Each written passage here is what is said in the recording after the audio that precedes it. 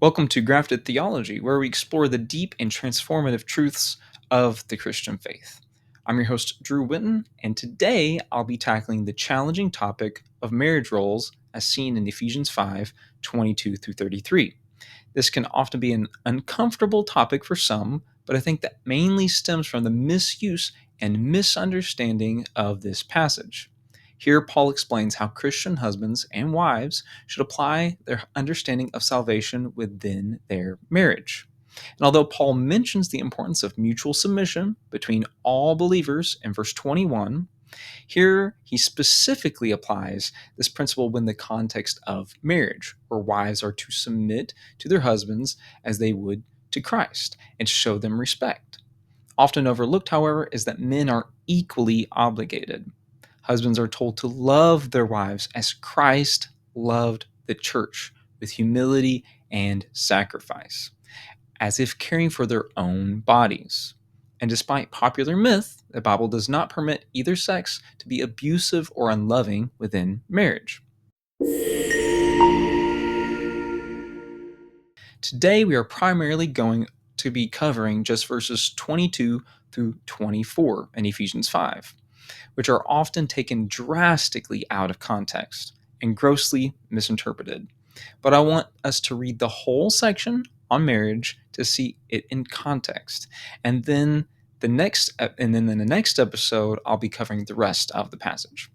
So let's go ahead and read it. In Ephesians 5:22 through 33, it says, "Wives, submit to your husbands as to the Lord, because the husband is the head of the wife, as Christ is the head of the church. He is the Savior of the body. Now, as the church submits to Christ, so also wives are to submit to their husbands in everything. Husbands, love your wives, just as Christ loved the church and gave himself for her, to make her holy, cleansing her with the washing of water by the word. He did this to present the church to himself in splendor, without spot or wrinkle or anything like that, but holy and blameless. In the same way, husbands are to love their wives as their own bodies. He who loves his wife loves himself.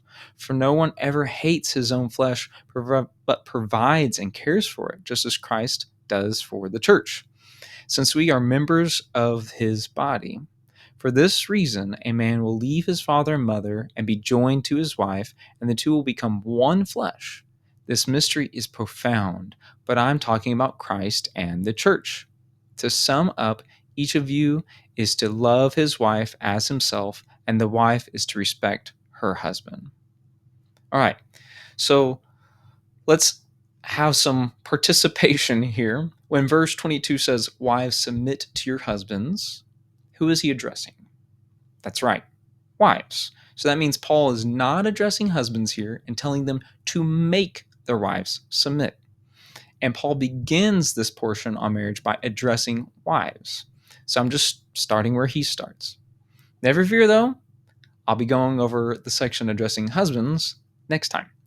But I do think this portion addressed to wives is just as important for husbands to understand as it is for wives, due to the many men misusing these verses. So let's first start with the word submission. Much controversy has surrounded the understanding of the word submit, which comes from the Greek word huptoasso.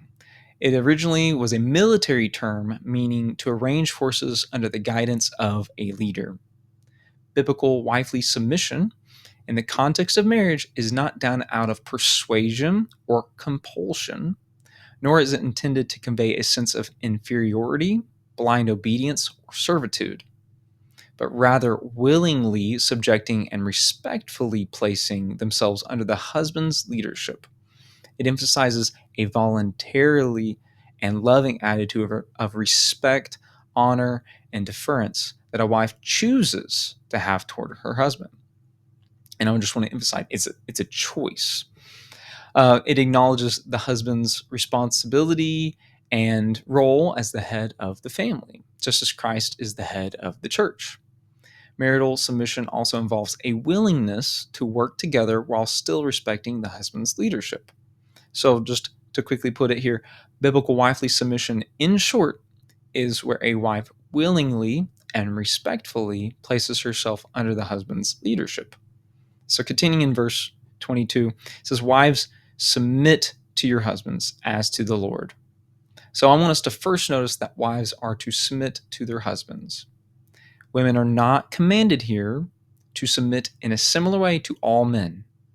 However, a broader call to humble submission among all believers, like I said, is highlighted in verse 21.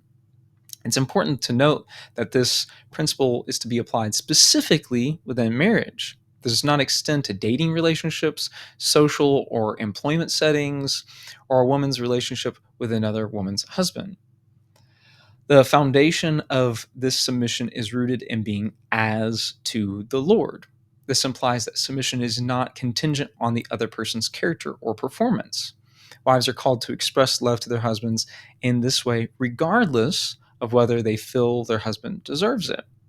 While this might be challenging at times, this is the biblical ideal. This is what we're aspiring for.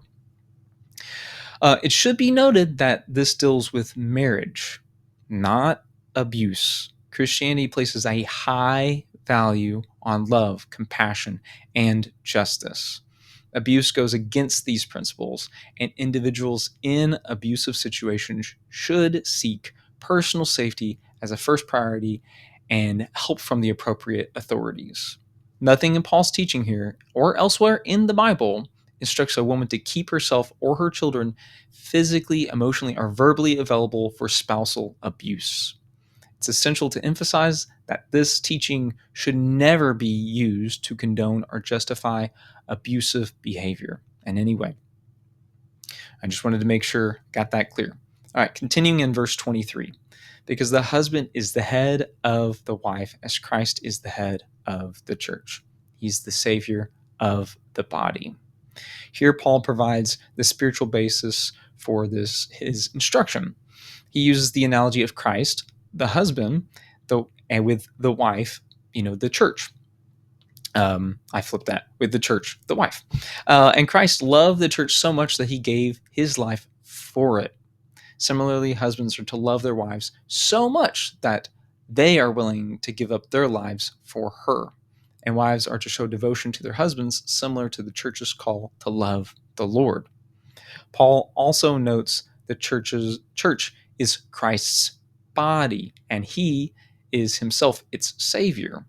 Using this analogy, husbands and wives are one body. The two become one flesh, as we seen in Genesis and verse 31. They're called to live united, serving one another together. It's not about one person being better than the other.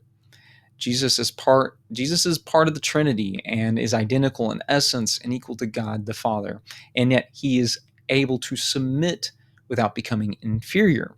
This is the model of marital submission which Paul has in mind. And then continuing into verse 24. Now, as the church submits to Christ, so also wives are to submit to their husbands in everything. Paul here continues to parallel submission in marriage with the relationship between Christ and the church. Paul is clear that Jesus is the leader of the church, just as the church voluntarily submits to Christ. So also wives should freely and willingly submit to their husbands. The phrase "in everything" should not be taken absolutely, since a wife should not submit to their husband in matters that are sinful or harmful or contrary to God's word. And this also doesn't mean women don't have a voice or are obligated to waive all their preferences, always doing whatever the husbands wish. That's not what's in view here. The focus on the passage is on the importance of wives' willing submission to the leadership of their husbands. So think of it as a "I will follow you anywhere" sort of mentality. Also, these instructions should not be taken out of context of verses 25 through 33. Men are called to marital obligations as well, specifically to love their wives the same way Jesus loved the church.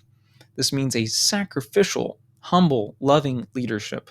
Paul is not advocating for male dictatorship or female slavery. So husbands, lead well and don't take it don't make it hard for your wives to want to follow your lead. Don't add additional, difficulty in that.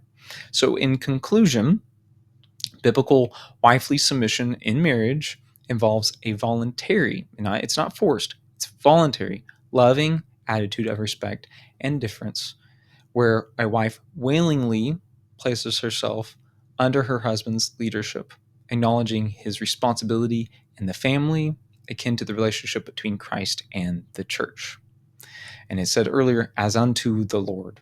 So this isn't forced, it's not obligated, it's something that you're willingly doing to follow your husband's lead. And again, I'll be covering the next part, which is actually a larger portion that's directed to husbands. So it's a significantly small portion. It doesn't mean it's insignificant in what it's saying, but it's a significantly shorter portion that's directed to wives. And there's a large chunk that's directed to husbands and how they are to be leading in their homes. So I hope you found this episode to be a blessing. If you did, please like, comment, and subscribe. And I will catch you in the next episode of Grafted Theology.